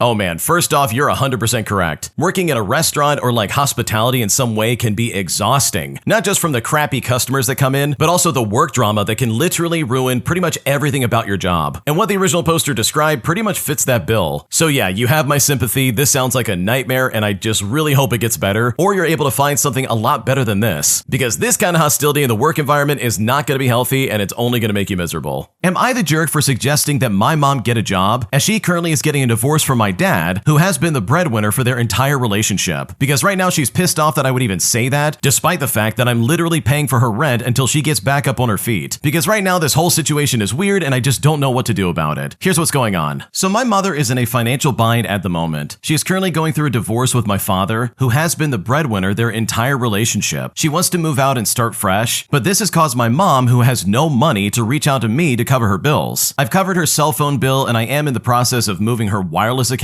over to mine. On top of that, I've also paid her attorney fees for consultations. I've also told her that I would cover her rent for a new place so that she can get on her feet, and she was very grateful about this. However, it became clear that there were other things that would need to be paid for first. Things like gas, food, utilities, etc. Further, she wants to live in a really nice place that's going to be around $3,000 a month. And for reference, I live in a small town, so $3,000 can get you a really nice place. I did tell her that I would be fine covering her rent for a new place, but I would like to see her get a job to pay for her other bills. And when I said this, she did not take this very well. She told me that since she is in her mid-50s, she should not have to work a $10 an hour job. Instead, she's pressuring me to give her money to start a business selling things on Whatnot. I told her this was not a good idea and she should focus on her mental health first. I told her starting any sort of business right now is such a bad idea. Well, needless to say, she is very against getting any kind of job. But I told her that it's non-negotiable for me, especially if she wants me to pay her rent. And now she's very upset that I would even bring it up. So am I the jerk here? Because right now I don't know what to do.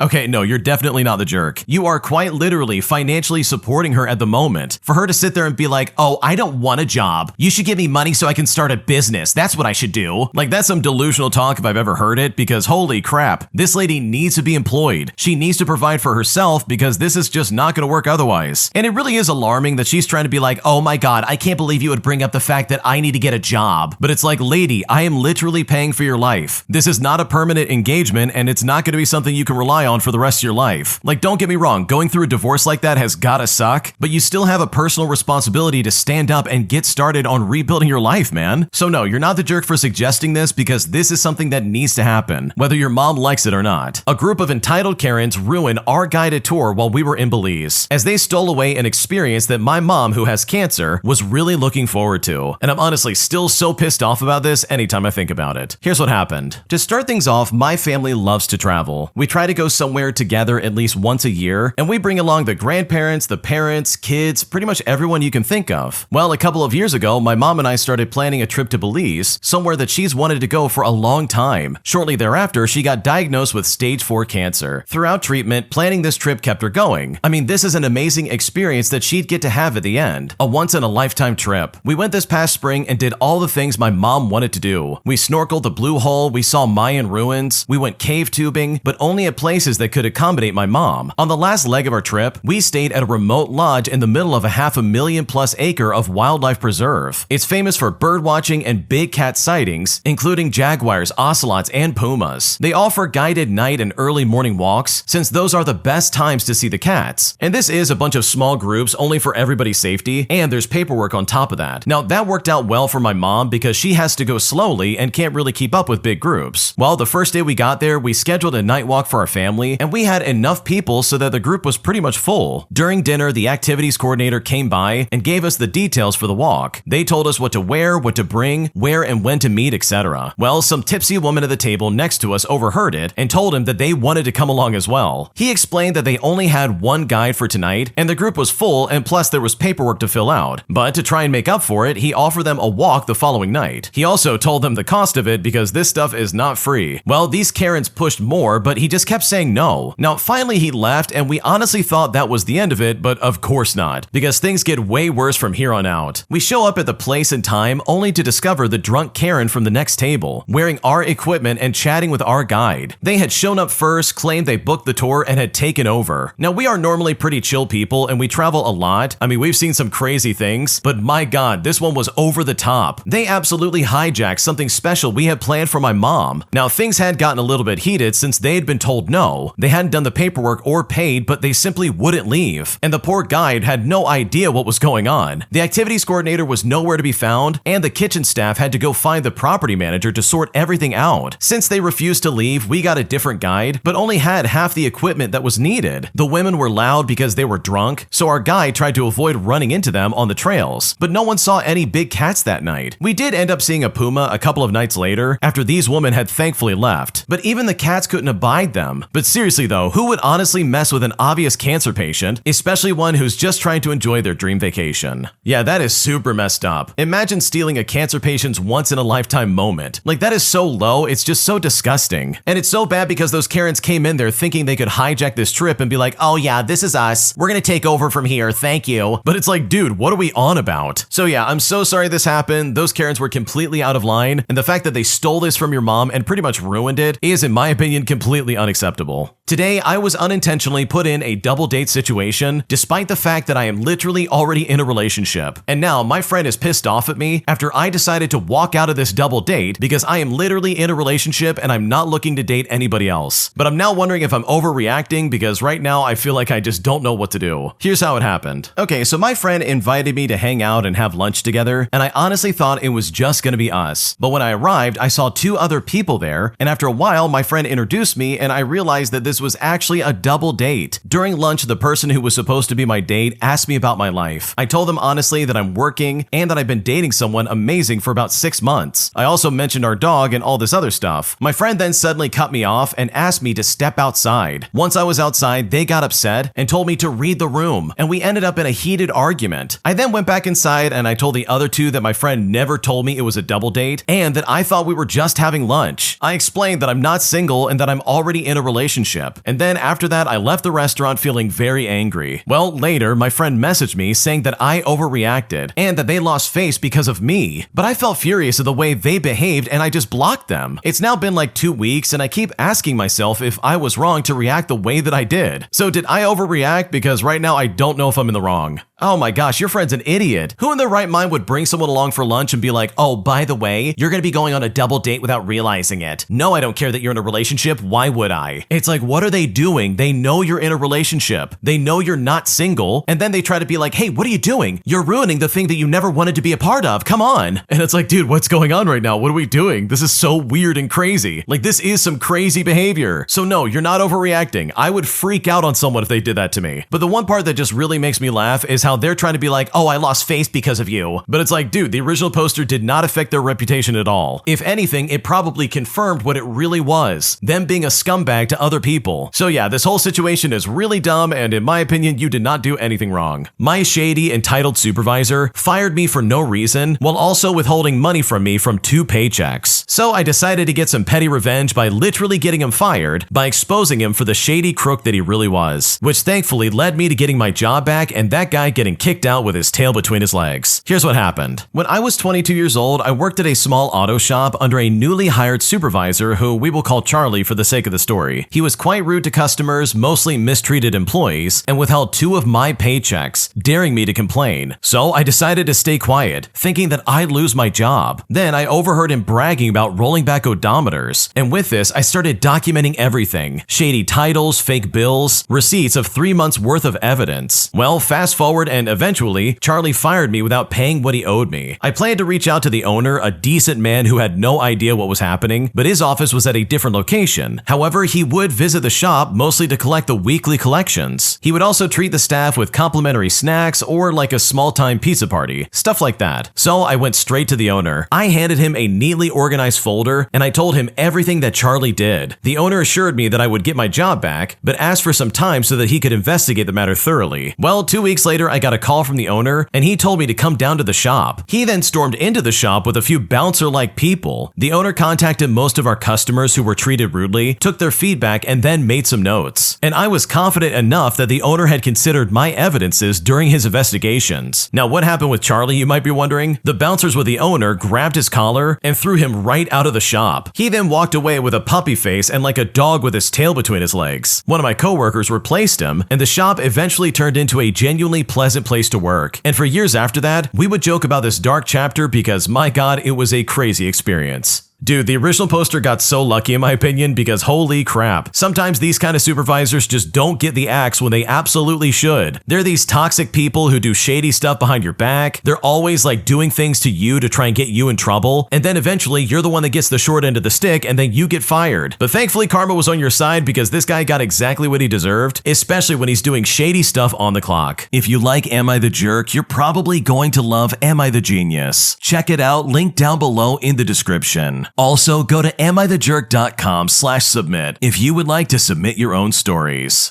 Am I the jerk for wanting to lock my bathroom door after I found out that my brother's girlfriend has been ransacking all of my makeup and all of his kids have been destroying my bathroom on a daily basis? Because right now I'm really frustrated and I don't know what to do. Here's what's going on. I'm a 34-year-old female who lives in a roommate split apartment with my mom. This arrangement started shortly after COVID, mostly because my friend group lacked responsible roommate candidates. They were constantly job hopping and bickering over petty things, and initially it was a good situation because my mom treats me like an adult.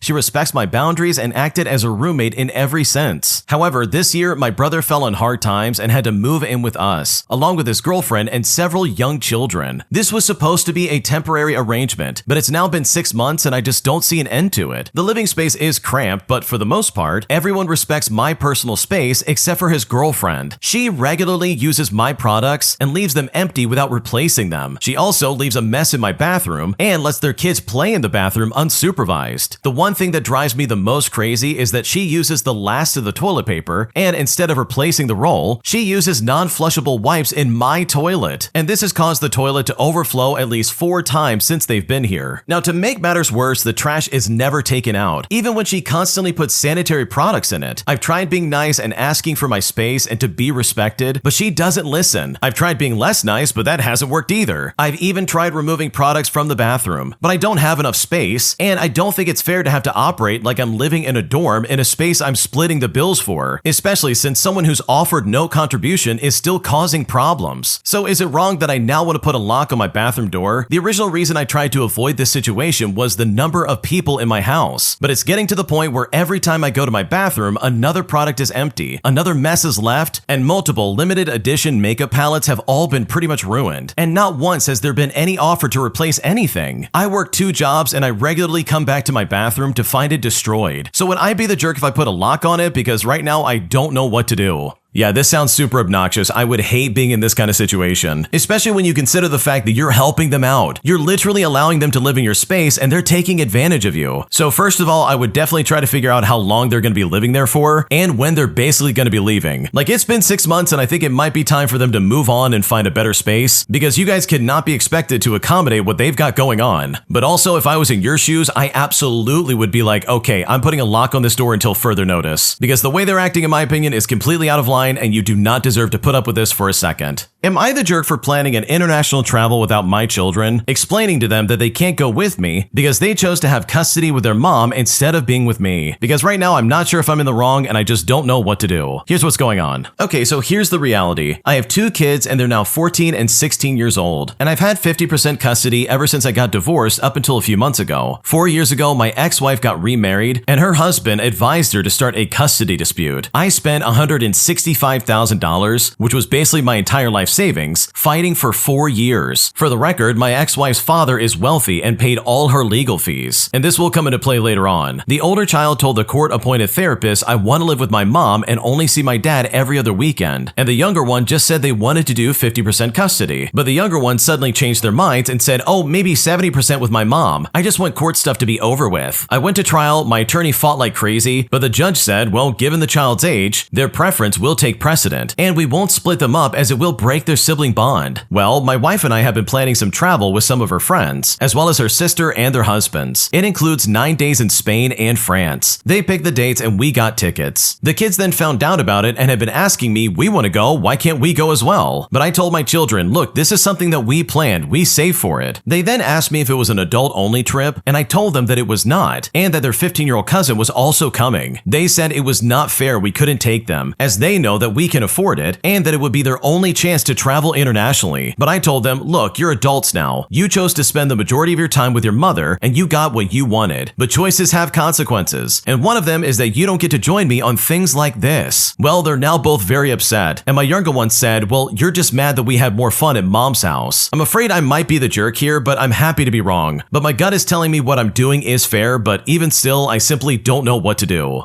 Okay, honestly, I think the original poster is a massive jerk. You literally blame this on your kids choosing to go with their mom instead of you. And I'm sorry, that is so out of pocket and so incredibly rude. You don't blame kids for that stuff. That's already stressful enough. They're being torn between their 2 parents and it's like, dude, what do you expect them to do? So yes, I think the original poster is definitely the jerk, especially how they basically threw their kids right under the bus. Am I the jerk for refusing to drive my friend to class every single morning after they sold their car so that they could buy concert tickets? Because right now he is very frustrated that I don't want to help him out, and at this point I don't know what to do. Here's what's going on. Okay, so my friend and I go to the same university, but we live in different neighborhoods about 30 minutes apart, and up until recently we both drove ourselves. Well, last month my friend decided to sell his car to buy concert tickets and some merch for his favorite DJ that he's gonna see. I thought it was kind of impulsive, but it is his money and he can do whatever he wants. Well, this week he started asking me to drive him to class every morning, and I didn't really mind giving him a ride once or twice when it was on my way, but then it turned into an everyday expectation. My friend calls me every night to make sure that I'm still picking him up, and last night he called me again and I hesitated. He didn't really seem to get me there, and he even said, well, you're driving there anyways, it's not that big of a deal. But here's the thing, picking my friend up isn't just a small detour, it adds about an hour to my round trip, and I end up rushing to find parking and and settle before class. Also, he's not sharing any money for gasoline. So I told him directly that I can't be his daily driver, especially since I have my own schedule and part-time job to juggle. But my friend just kept saying, "Oh, it's not cool, bro. That is not cool." But I reminded him that selling his car and buying concert tickets was also not cool if you can't afford it. It's not my responsibility to cover for him. He then cut off the call while I was still talking to him, and honestly, I don't think I'm wrong on my side of things. But I do want him to be responsible and not use me as his daily driver. So am I the jerk here? Because I am incredibly frustrated right now. Okay, I think it's pretty obvious, but no, of course you're not the jerk. This guy's out of his mind. You mean to tell me that this guy sold his car to get concert tickets, and now he's trying to be like,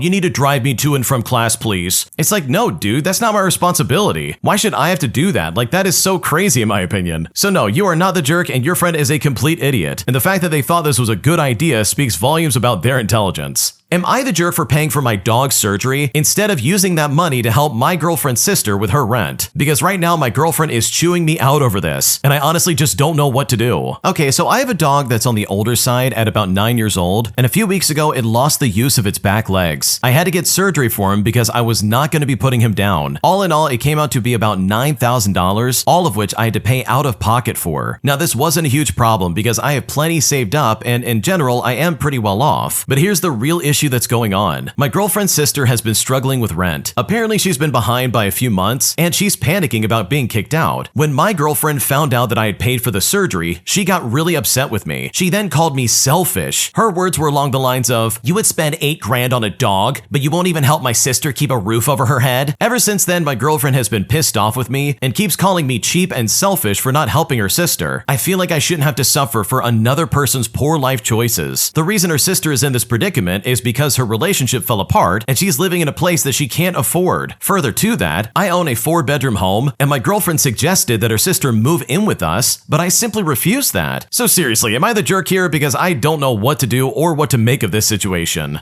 First off, no, you are not the jerk, but the fact that you saved your dog's life is somehow a slight against her sister is insane in my opinion. Like, that's a crazy leap in logic, dude. What is going on right now? You did what you had to do to save your dog, and your girlfriend is trying to be like, "Well, what about my sister? How dare you?" And I don't know about you, but I kind of take that as a big red flag. Like, how could your girlfriend not care about a dog that's dying? I don't know, that's just really sketchy in my opinion, and at least like the bare minimum of like a litmus test of whether someone's a good person or not. So if I was in this scenario, I would be questioning probably just about everything about my relationship with my girlfriend, especially if she said something like this, along with her being like, "Okay, we need to move my sister in," because that's some crazy talk and not something I would ever ignore. A group of entitled teenagers tried to cut the line at Disneyland right as me and my wife were about to jump on the ride. But instead of just letting it slide, I decided to speak up, forcing these stupid idiots to go back to the end of the line. Here's what happened. About 2 weeks ago, my large family took a trip to Disneyland, and in total there is about 22 of us. My wife and I have 3 younger children who aren't big enough to ride all the rides, but fortunately, given our group size, some adults could stay with them while we got to ride some of the other larger and more popular rides. So it was our turn to ride the Smuggler's Run in Star Wars, and the wait time was manageable. We're talking like maybe 45 minutes. About halfway into it, 3 young teenage girls walked past us. One was on her phone, and the other 2 were smiling and drinking their drinks. They at least had the decency to say, "Excuse me," but they literally hopped a couple of barriers and met up with some friends that I assume were the ones the girl was on the phone with. And I just think to myself, okay, no big deal, that doesn't bother me. Out of sight, out of mind. Now, my wife and I are near the front of the line, and we're part of the next group to get on the ride. The doors open, and it's finally our turn. As we were literally about to walk on, 3 more girls show up and say, "Excuse me," and walk right past us into the waiting area. The Disney worker then asks them, "How many are in your group?" And one girl says 3, and another says 6, and another is just smiling and drinking her drink. I then put the pieces together, and I realized they were part of the other group of teenagers, who also, by the way, were wearing the similar high school mascot shirts, who also cut the line and were looking to meet up with them. But that group had already got on the ride. These girls had cut the entire line and were about to take the last available seats. Now, after waiting 45 minutes and getting cut in front of at the last possible moment, I was not going to let it slide. So I spoke up. I said, "Wow, you girls cut the entire line and expect us to be cool with that?" The Disney worker looks at me and then at my wife, and then she explains to her that the girls cut the entire line and it wasn't fair to everyone else who had been patiently waiting. waiting. After hearing that information, the worker calmly looked at them and told them that they needed to leave and that they needed to head back to the end of the line and wait like everybody else. And then she waved my wife and I in to go on the ride. It was a small victory, but I was glad to see those grins wiped off their faces because what they were trying was completely unacceptable. Okay, I love the fact that you spoke up, but holy crap, you should have done it the first time. I don't care what's going on, and I don't care that they're teenagers. Anyone cutting in line at an amusement park, especially one that's overcrowded like Disneyland, like holy crap, that is a cardinal sin, and that is absolutely not going to fly in my book. But regardless, good for you for speaking up because these people absolutely deserve to get shut down. Am I the jerk for not sharing my specific diagnosis after I was asked about it during a presentation? Because even though I'm physically disabled, I still choose to keep my personal medical information private, as it is a private matter that I don't want to discuss with people. But now I'm second guessing my decision, and I honestly just don't know if I'm in the wrong. Here's what happened. Okay, for a tiny bit of background, I am physically disabled. I walk with a slight limp, I use crutches and braces many days, and I also have some substantial scars, although often covered by my clothing. Most days, a stranger could see that I am different, but may not really know what it is so different about me. A couple of semesters ago, I was taking a required class in college, and I discovered it was basically woodshop class, which by the way is not easy when I'm using crutches and such. I got to know the professor pretty well, and he was amazingly accommodating and ended up making a lot of changes to the shop just to accommodate me. He reached out to me a while ago and explained that he was teaching a class that focused on designing for clients and wondered if I was willing to come in and speak about my experiences being disabled and then serve as the client. Now, I'm a huge fan of advocating through sharing stories, so I agreed pretty quickly. So I went in and I spoke about my day-to-day experiences, the tiny bits of inaccessibility on campus that add up for me, the way I'm treated by others, etc. I was focusing on how my disability affects my life rather than what my disabilities are. So notably, I didn't give my diagnosis. But then I met with each group of students and I talked about what they could design that would help me out. The point was for them to notice a challenge and offer a solution. I was meeting with one group and one of the students asked me what my diagnosis was. I said to them, well, I have a few, but I prefer not to share them as that is personal medical information. The student kind of rolled his eyes and said something along the lines of, well, how am I supposed to design something for you if I don't know what's wrong with you? And this obviously took me back and frankly stung a little bit. Is it wrong for me to share about my experiences without sharing my diagnosis? I can see how my words can mean less if people don't know the name of what's wrong with me, but it felt like this was supposed to be more about my experience than the disabilities themselves. I honestly feel very torn. So am I the jerk here because I really just don't know what to do?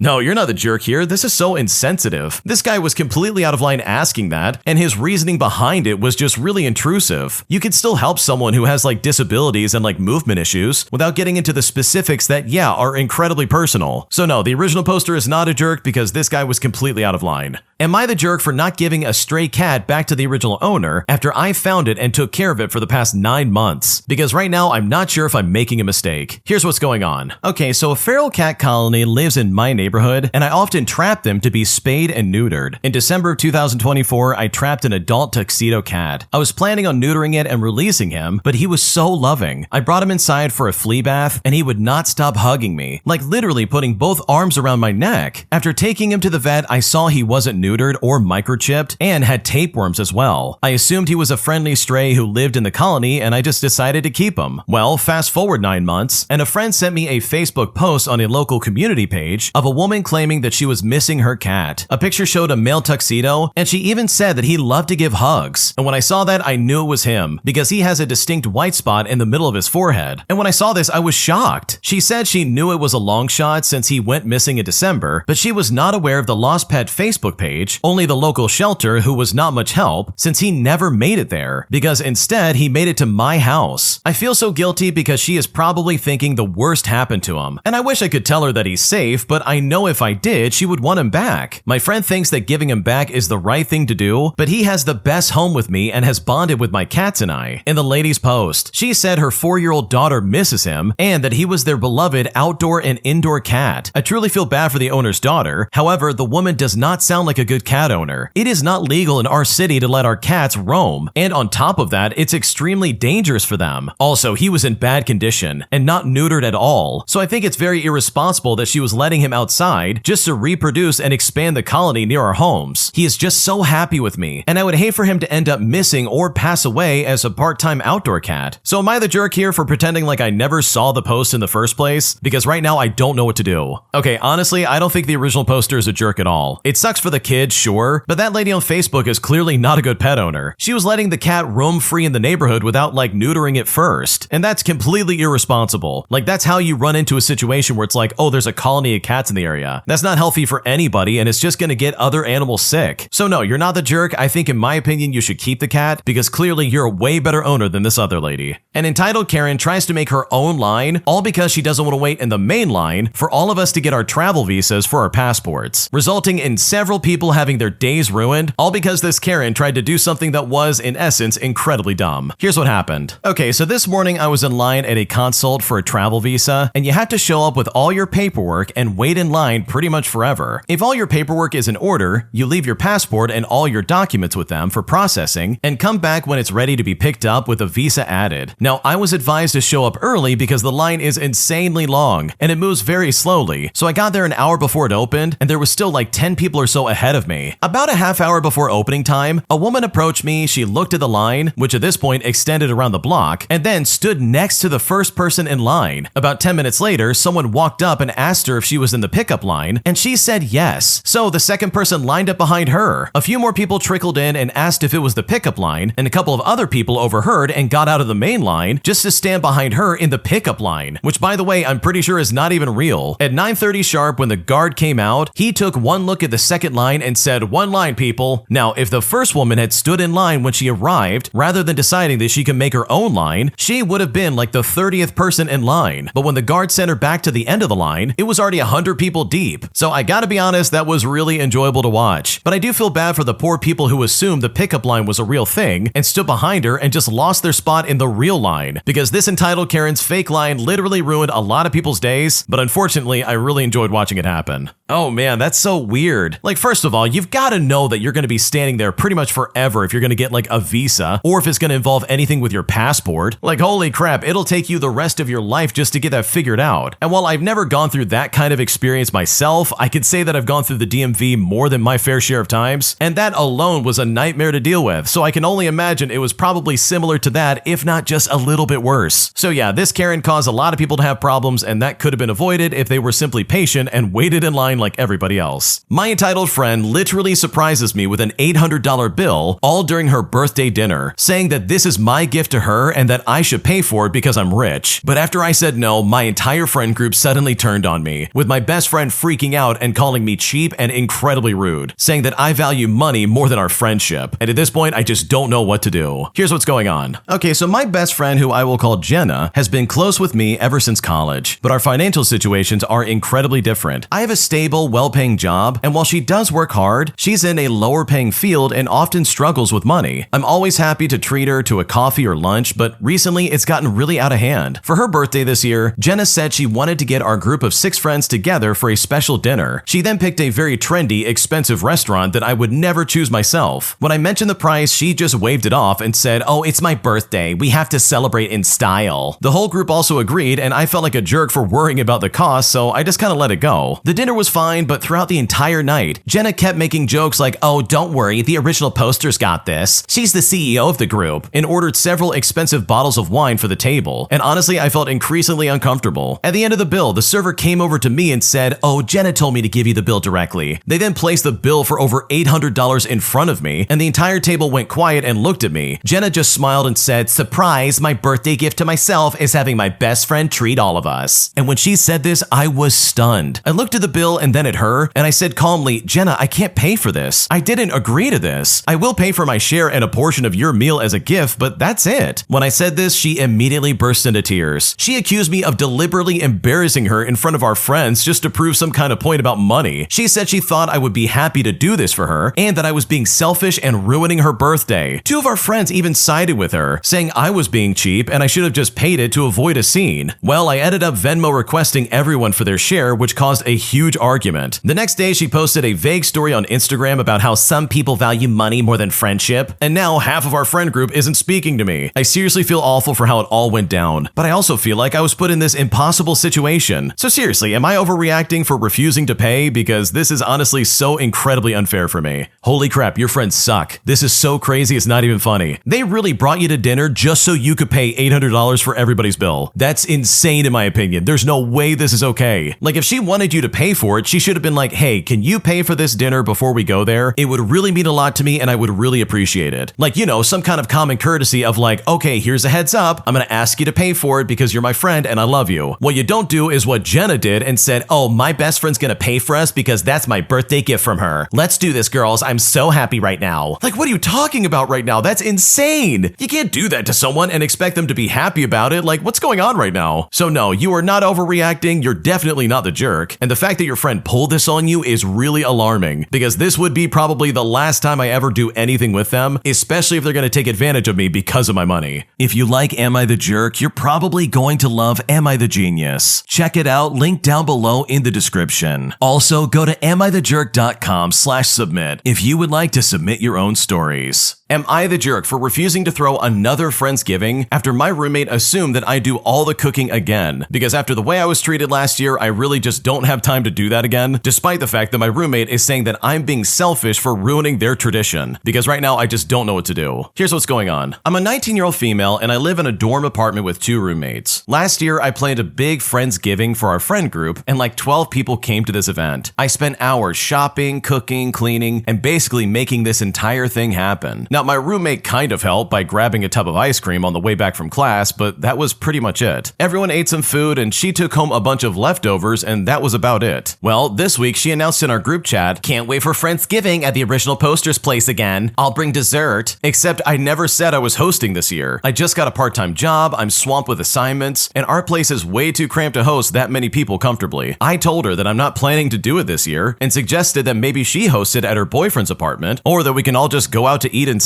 When I said this, she got annoyed and said that I was ruining our tradition and being selfish. She also said she's not really into cooking and that it would be too much work for her. I told her that wasn't my responsibility, and now she's been giving me the cold shoulder. Some of our friends are saying that I should just do it again because I'm the one who knows how to cook. So, am I the jerk for not wanting to host another Friendsgiving just because everyone assumed that I would? What should I do? Okay, first and foremost, this friend sucks. Like seriously, they are absolutely not nice people, and the fact that they're treating you this way is so weird in my opinion. It's really funny to me that they're trying to be like, wow, you're ruining our tradition. But it's like, dude, you did this 1 year. That does not make this some kind of like long-standing tradition. And personally, I don't like that precedent of setting a tradition where it's like, oh yeah, this is on the original poster and they have to do all the work. Because nobody helped out with cooking, cleaning, shopping, doing anything to get this ready. Besides the one roommate who brought a tub of ice cream and then took all the leftovers on the way out. Like that's obnoxious and there's no way that's appropriate. So in my opinion, I would definitely step up and say, look, I'm not cooking, I'm not cleaning, I'm not doing any of that this year. I've got no time and I'm not interested. And if this lady really wants to complain, then by all means, announce that she's the one doing the Friendsgiving and not you. Because this kind of behavior is completely toxic and you definitely do not deserve that. My mom is constantly feeling entitled to get favors from me whenever she asks me to do something, but the second I ask for anything from her, she literally turns off and refuses to reciprocate, causing me to feel worthless and very unimportant in her life. Here's what's going on. So my mom has a tendency to ask for favors, and sometimes I help her out, and other times I say no because I'm busy and I have my own life, but needless to say, I have gone out of my way for her many times. She'll ask me to drive her to nail or hair appointments, to go buy food for her, even to buy a toy for her grandkids. Just recently, she had surgery and I offered to pick her up. I left my job early and everything to go get her. It's not that I expect something in return, but I just don't like feeling used either. This weekend, I went to the mall to get a gift for my boyfriend's birthday, and I saw these jeans that were on sale. I thought they would fit me because they were my size, so I bought them thinking they would fit me. But the line was too long to try them on, and I really was in a hurry. When I got home and I tried them on, I realized I probably needed like one size bigger. I didn't want to go back to the mall because I hate how crowded it gets, and I wanted to relax at home. Now, my mom goes to the mall often because she's addicted to shopping, and on the weekends, sometimes she runs errands with my dad as well. And keep in mind, the mall is only a 15-minute drive away from my mom's house, and my mom is retired, so she has plenty of days to stay at home and rest while I work full-time, so I get very little rest compared to her. I asked my mom if she had any plans of going out, and she said no. Then she asked me why, and I explained to her that I needed to exchange the jeans at the mall, but I was just way too tired to go myself. She then told me to go ask my dad because he was going out, but she was staying home. Apparently, she didn't want to go out for whatever reason. My dad ended up doing the favor for me, but what hurt me the most is that my mom later told me that she ended up going to my brother's house because apparently he needed help with his kids. So my mom could have also gone out to help me, but she chose not to. And so now it really feels like I'm just not that important. I never ask her for anything that requires too much of her, but she has the audacity to ask for tons of favors. But when I finally ask something, I get told no. I'm honestly kind of hurt. I know maybe I'm being petty, but my time is valuable too. And my mom should not feel entitled to ask for all these things if she won't even reciprocate it in return. So are my feelings valid? Because right now I'm still incredibly frustrated. No, I completely understand where you're coming from. There is nothing more frustrating than having a family member ask you all the time for favors and then never return that favor for you when you need something. And for me, it always leads down to this one conclusion where it's like, oh yeah, they think of me as like a doormat. They literally look at me and say, oh, I could just take advantage of you. You'll do it because you'll say yes, right? But the second you ask them for anything, they're like, oh no, I can't possibly do that. I'm way too busy. Go ask your dad. And you're like, dude, what are you talking about? I do stuff for you all the time. The least you could do is do this one thing that I'm asking you. Like, why can't you do that? That's like so stupid in my opinion. So no, how you're feeling is completely valid. I know exactly where you're coming from because this seriously is super annoying, especially when it comes from family.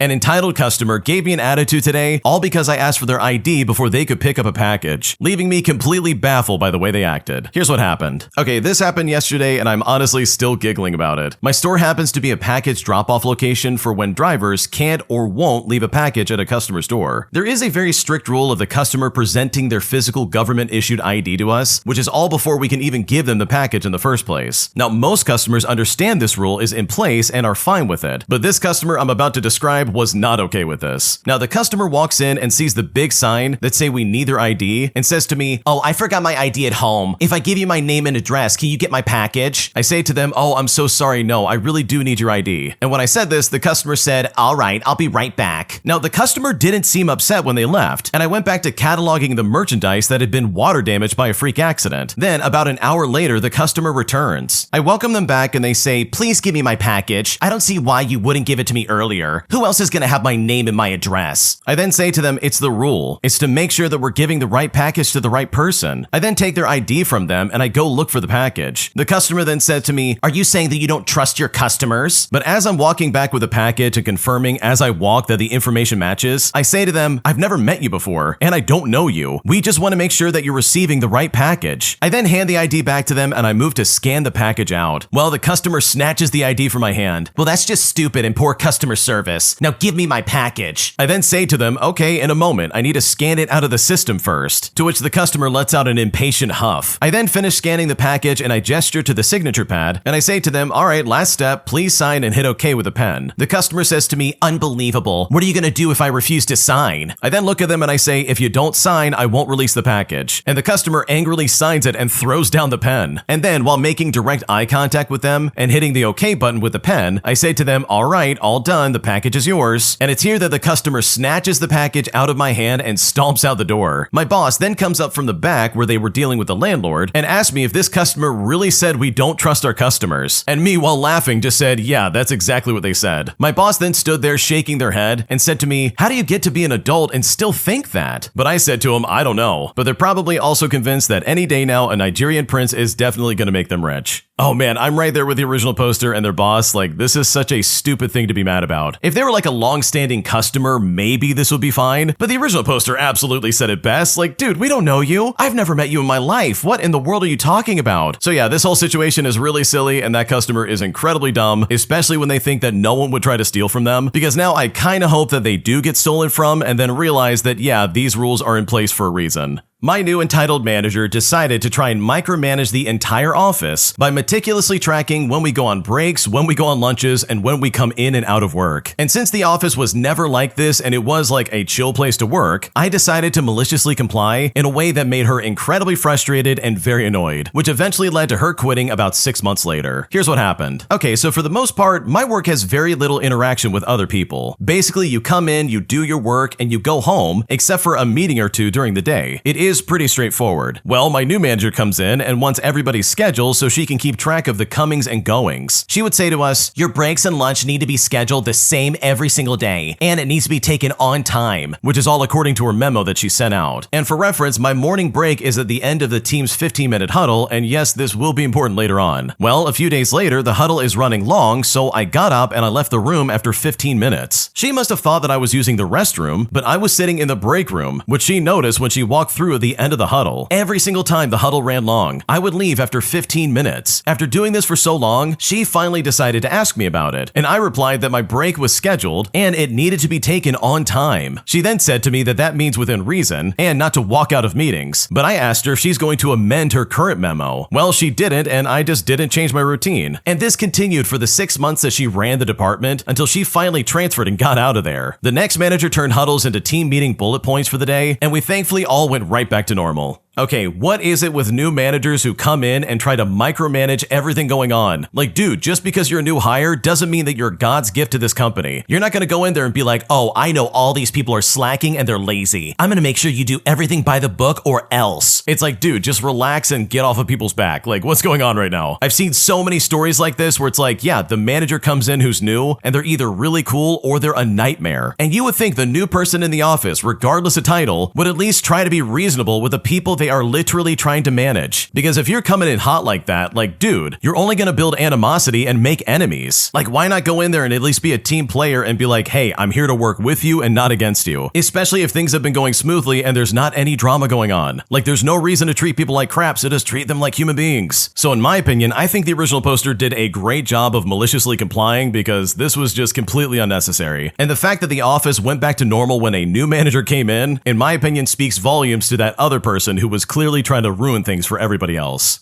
Am I the jerk for not wanting to spend money on decorating our apartment simply because my roommates are demanding that I pitch in money for something I'm never going to use? Because now I'm being treated like crap and I seriously just don't know what to do. Here's what's going on. I'm an 18-year-old female and I live in a rent-by-bedroom apartment with 2 other people who moved in back at the end of August. For reference, one's a 33-year-old female and the other is a 23-year-old female. I've been here since late July and my previous roommates who had lived here for a year took all the decoration and extra furniture with them when they moved out. Now, personally, I do not care about decoration at all. My friends make fun of me and say that every room I've lived in looks like a concrete box or a jail cell, but I hardly spend time in my room and find no joy in decoration. Recently, my roommates brought up buying decorations together because, to be fair, the common area is completely empty except for like basic kitchen stuff and like one couch. Now, I don't mind, and I told them as long as they follow the lease's rules on alteration, I don't really care what they do to the common area. Well, they insisted that we should all go get decorations together, and because I also use the common area, I should apparently chip in as well. But this is still refused because I genuinely have no use for any sprucing up. I also said that I didn't want to spend extra money on decorating because I only work 20 hours a week. I use that money to pay off my rent and my utilities and to try and have some fun money left over. My parents are gracious enough to pay for my tuition left after scholarships and food and any other expenses. But somehow they came to the conclusion that because I recently bought a bunch of clothing from the mall and because my parents still support me, I should have plenty of money to spend. For context, they are both independent adults and pay for everything themselves. Well, I told them no again, and that they can do whatever they want, but I'm not going to contribute. It's now been a week or two, and I don't see any decor in the living room. But the other day, one of the roommates, the one who's 33, invited some guy over to our place. He then made a comment about how sparse the living room was, and my roommate said it was because specifically I didn't want to decorate. She said it jokingly, but it honestly read as passive-aggressive considering the context. Now, I'm not going to be convinced, but am I the jerk for not contributing to a shared space? My best friend did say my room and the general apartment was pretty sad looking, but if I wanted to decorate, then I would go into a video game and do just that. What should I do? Your roommates are idiots. I want to start off by saying that because the way they're acting is so weird. We have 2 fully grown adults who are not supported by anybody else, who make their own money and have their own expenses they can pay for. And they're literally looking at the 18-year-old that they're living with and saying, "Oh, because you won't help pay for this, I guess we're never gonna decorate. Wow, look at this sad state of affairs. affairs. Like, that doesn't make any sense because that's not objective reality. How is it that only you have to pay for it to make anything happen, and they themselves can't chip in their own money and be like, oh, okay, I'm gonna buy myself a couch for the apartment, or something like that? Like, what's going on right now? You literally said it yourself, oh, go nuts, do whatever you want. I'm never using that space, it literally is not my thing, so go ahead and have fun, decorate it, do whatever you want. Like, there's literally nothing stopping them from going and getting stuff and decorating it how they please. So for them to sit there and be like, wow, this is your fault. I can't believe we have nothing in here because, oh my god, you won't pay for it, said the 33-year-old, by the way. Like, what's going on right now? So no, you're not the jerk, your roommates are stupid, and in my opinion, I would absolutely start calling them out on that. Because if they really wanted to decorate, they would have done it already, but instead, they're waiting for you to pay for it, and that is incredibly stupid. Would I be the jerk if I reported my disabled neighbor, since they keep making noise all the way until like 2 o'clock in the morning? And even though I've tried to discuss this with them and tell him to stop, he's just completely ignored me, putting me in a situation where I seriously just don't know what to do. Here's what's going on. So I live with my husband in this apartment in the city center. When we found it, we couldn't believe it was available to rent, because both the space and the location in the city are wonderful. We moved in a year ago, and the neighbors upstairs is a guy about our age, between 30 and 40 years old, who is disabled and uses an electric wheelchair. He never appeared to be mentally challenged, as he works in IT for a well-known company. Now, this guy has caregivers hired to help him get dressed, go to bed, and stay with him overnight. The problem is that almost every night, we're talking at least 5 days a week, by the way, they make a lot of noise, talking loudly, laughing, getting the room ready for bed, which includes, and I don't know why, dragging the furniture around repeatedly or dropping things on the floor. I have never had any problems with noise from any neighbors in previous homes, and I'm also aware of what it takes to care for a person with special needs, especially due to my family situation. So from the very beginning, that made me sympathize with him. That's why I was also understanding at first, but I mean, we're talking about noise that starts at 11 o'clock p.m. and it can go all the way until like 2 o'clock in the morning. My job requires me to get up very early and be focused on my work. One night, when I had a particularly difficult day ahead of me, I went up and I tried to talk to him, but they wouldn't even open the door for me. So I went up the next day and I asked him to please lower the noises. And I even explained I'm acquainted with special needs. But just to be precise, I told him that perhaps it would be a good idea if he kept it down earlier and arranged the room beforehand. Well, he told me that he would keep that in mind, that there have been neighbors being aggressive against him, but he has to live too and has the right to have his fun. I then told him that I understood and I wish for him to have his fun, but please also consider that there are neighbors around you. It seemed to work for around 2 weeks, but honestly, it just completely stopped now. I've even hit the ceiling 2 times due to the laughter, and they did stop, only to then start up again the next night. I'm desperate, but I also get he's deprived of so many fun things that I could be more sympathetic. On the other hand, there is the chance of reporting him to the real estate agency so that they can give him formal notice that he will have to leave if they receive any more complaints, which will result in a substantial reduction in my rent. But honestly, I don't care about the money. I just want to be able to sleep before 2 o'clock in the morning on a regular basis. Now, I do live in a country where noise is taken very seriously, which is to the extent of making this kind of loud noise from 10 o'clock at night until 6 o'clock in the morning completely forbidden. Like, one can even call the police on it or file a report to the real estate agency. So with all that in mind, I really need to know, would I be the jerk if I reported him finally and said something to someone? Because right now, I'm not sure if I'm in the wrong and I just don't know what to do.